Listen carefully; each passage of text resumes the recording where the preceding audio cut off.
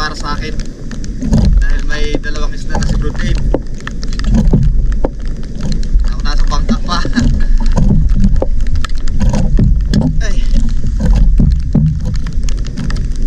sana ibigyan kami ng biyaya ngayong araw. Sa lahat pala ng aking mga subscriber, salamat palagi sa inyong pagsuporta. Sana'y mag-ingat kayo palagi. At sa mga hindi pa na-subscribe sa aking YouTube channel, subscribe ka na din at i-click ang notification bell para lagi kang updated sa mga ilalapag ko ng mga videos. Alright, let's go! Dive na kami! Okay, load muna tayo ng rubber para kunin yung unang isda sa araw na ito.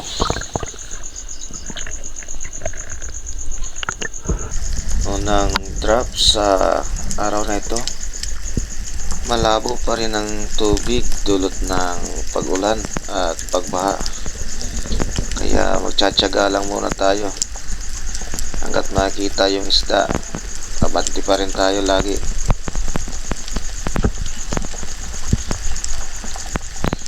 Isang bluefin trevally ang unang isda sa araw na ito.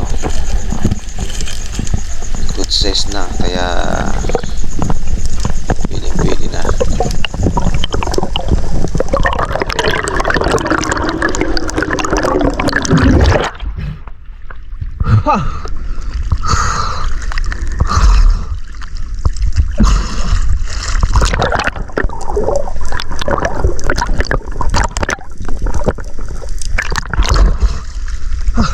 Kalabo. Tsaga lang, hanggat tayo kita isda.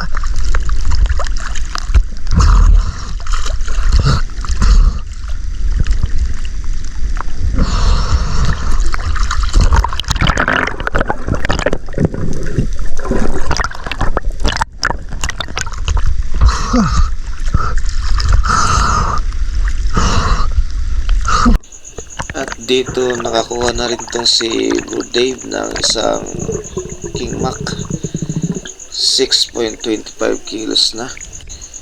Panalo na rin sa araw na to. Sa mga gusto pala magpa-shoutout, nasa bandang dulo po ng aking video. At ito na ulit yung pangalawang drop ko na biglang may dumaang bluefin trevally. Tinira na natin kagad kasi good size naman na, para may pangulam na rin. Bibihira lang makapag-dive, kaya at maglalaan na tayo ng mga ganitong pangulam. Tataba ng mga ganitong isda, mga good size na bluefin trevally.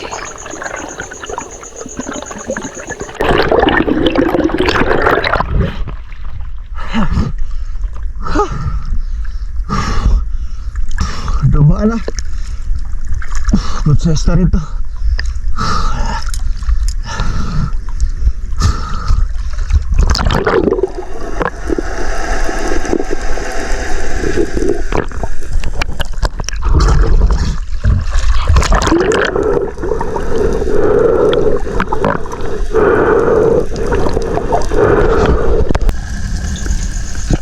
At ito na nga yung intense na labanan ng dalawang diamond trevally or African pampano tawagin. Hindi pa nga nakababa ng bangka si Utol dito nang matira ko yung isa na pinakamalaking diamond trevally. Kung mapapansin nyo, lagi akong nakatingala dahil ito kasi yung spot ng King Mac. Palaging may King Mac kaming nakukuha dito sa spot na to. Hindi ko napansin sa may bandang baba na may dalawang nag-aabang na rin pala sa akin. Nakita ko papalayo na, kaya nag-kusupi na lang baka sakali. At ayun na nga, ay bumalik naman kagad, kaya agad na nakatira tayo ng mabilis. Malakas yung unang hatak niya, kaya nag-lock yung shooting line ko dito. Naipit siya dun sa reel, pumasok siya dun sa gilid. Ano yan?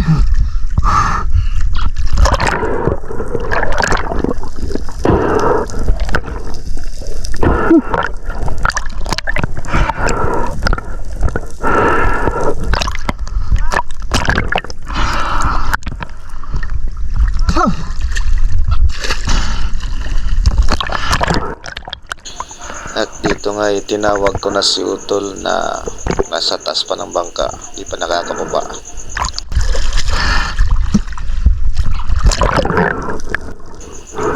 Kailangan kasing ma-second shot, medyo napataas kasi yung patama ko dito.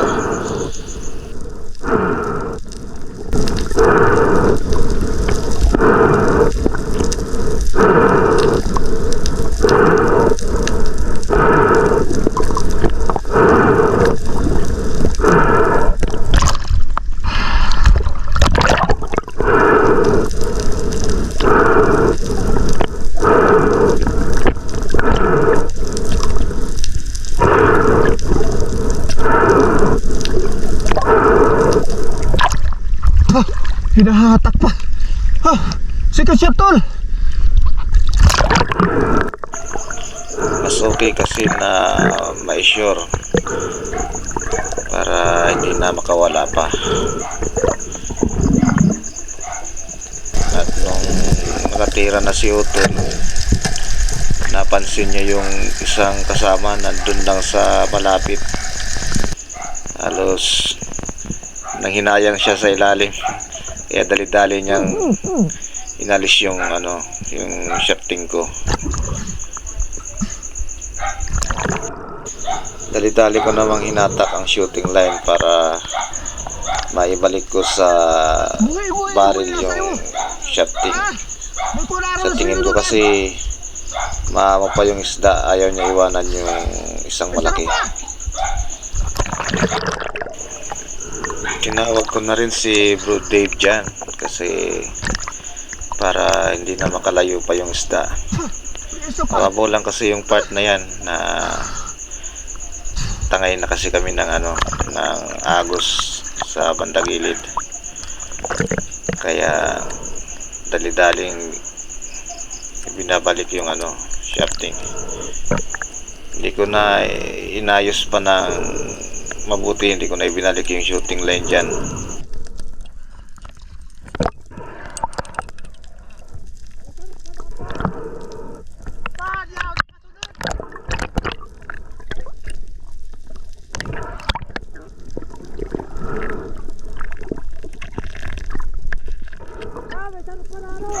Nang matapos kong mailod yung rubber, nag-ipon ng konting hininga, tapos dive na kaagad. Alam ko kasi nandyan lang yung isda kasi ayaw niyang iwanan yung kasama niyang malaki. Sakto lang paglingon ko sa bandang kaliwa, nakita ko kagad yung isda at naisagawa naman yung pagtira ng magandang patama.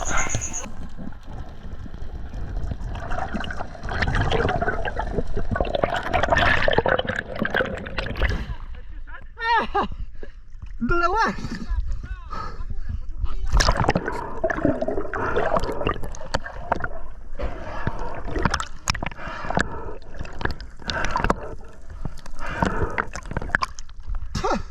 Abiriya to kanina. Nag-abiriya.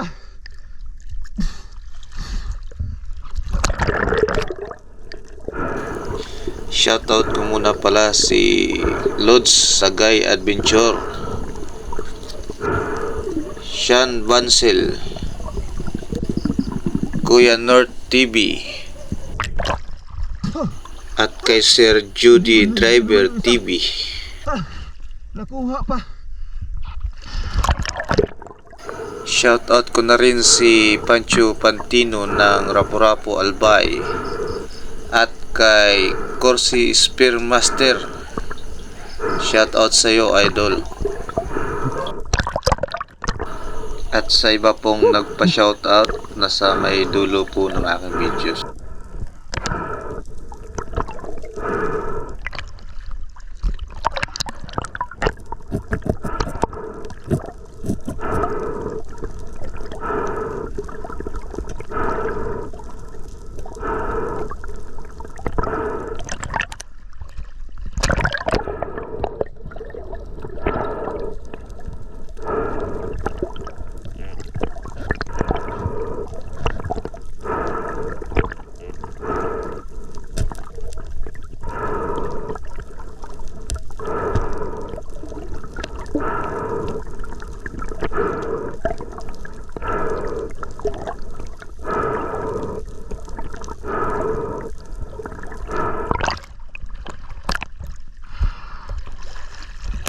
Angat na. Mas malaki itong isa.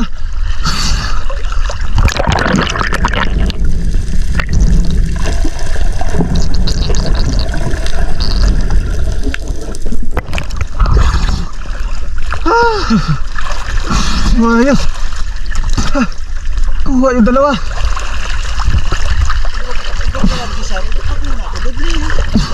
Di ko malalam na. Nakasunod. Sumunod pala isa.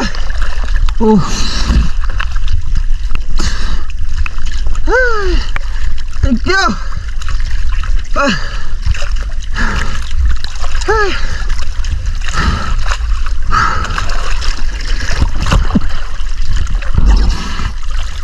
Sige siya tuloy-tuloy isa.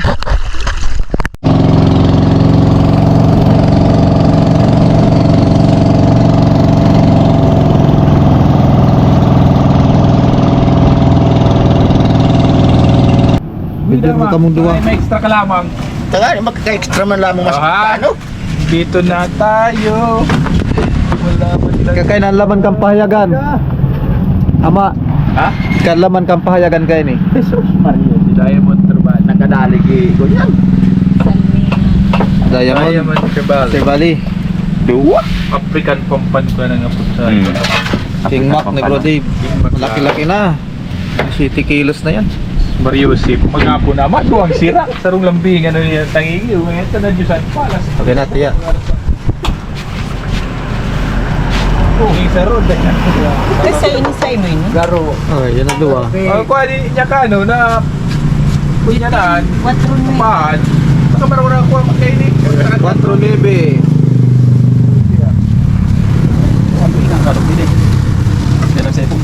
Kagat. Lasay. Alright. American pribadi.